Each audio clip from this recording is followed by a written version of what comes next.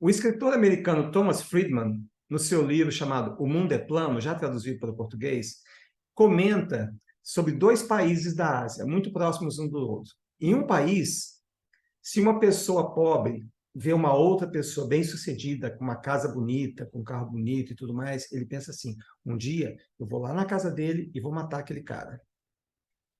Já no outro país, mesma situação, uma pessoa pobre e que vê uma pessoa bem-sucedida, com uma casa bonita, um carro bonito, etc., ela pensa assim, um dia eu vou ser que nem ele.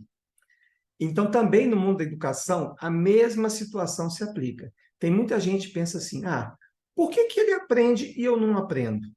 Então, isso aí é uma coisa de soma zero. Parece que se alguém aprende, o outro não pode aprender. Que o aprendizado é uma quantidade limitada e fixa no mundo. Quer dizer, à medida que alguém aprende, vai tirando as possibilidades dos outros aprenderem. Então, isso é uma soma zero.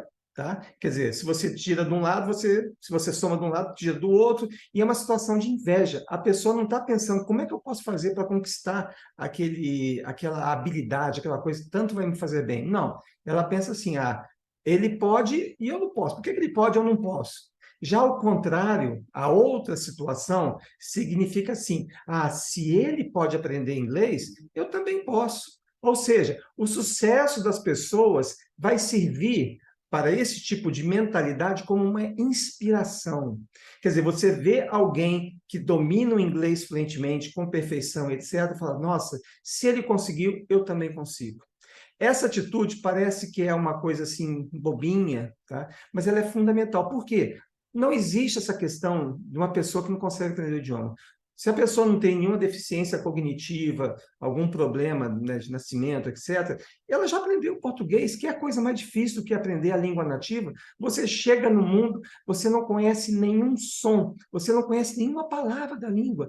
E você, ao longo de 1 ou 2 anos, vai ouvindo as pessoas falando ao seu redor e você gradualmente vai adquirindo sentido daquilo que é falado por você. Então, muitas crianças, até aos 2 anos, conseguem falar muito pouco. Olha só, 2 anos para falar umas poucas palavras, tá? E você que está aqui me ouvindo, você já aprendeu um idioma, você fala português bem. Não existe nenhuma razão para que você não consiga aprender inglês. Então, eu recomendo que a atitude que você deve adotar é aquela segunda atitude, em que as pessoas que obtiveram sucesso, elas vão servir de inspiração para mim.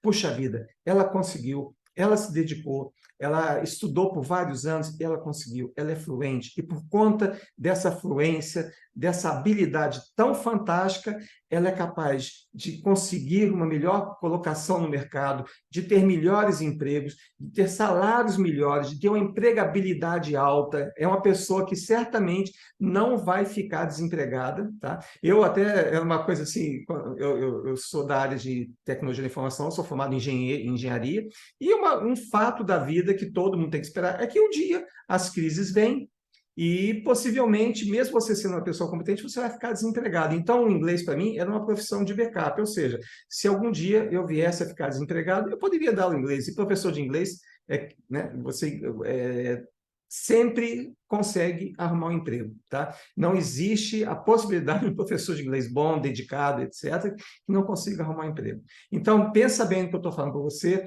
Aprender inglês não é um jogo de soma zero. Não seja invejoso pensando assim, por que ele aprende ou não aprende? Não existe isso. Pense sim, ele aprendeu, eu também posso aprender. Tá? Ele vai servir para mim como uma fonte de inspiração.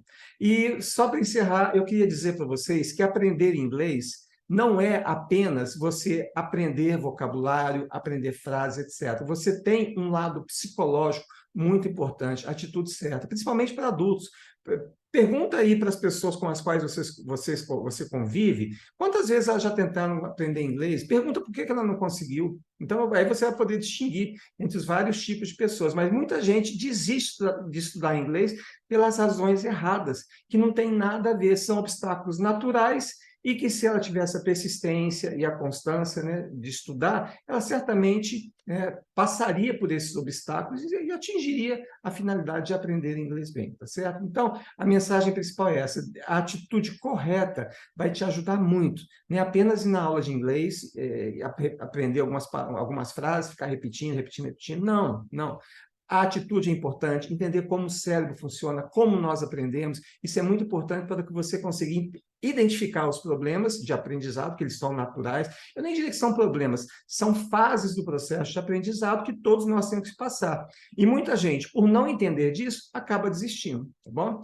Então, era essa a minha mensagem de hoje. E se você gostou do vídeo, né, coloque o seu like aqui, inscreva-se no canal para receber as notificações e eu agradeceria também muito se você colocasse aqui nos comentários o que você achou desse vídeo, se esse vídeo te ajudou de alguma forma e, mais importante, coloca também sugestões para que eu possa criar mais vídeos para vocês, atendendo a sua dúvida específica. Eu terei um enorme prazer de gravar um vídeo especificamente para atender a sua dúvida, tá bom? Então, muito obrigado e até o próximo vídeo.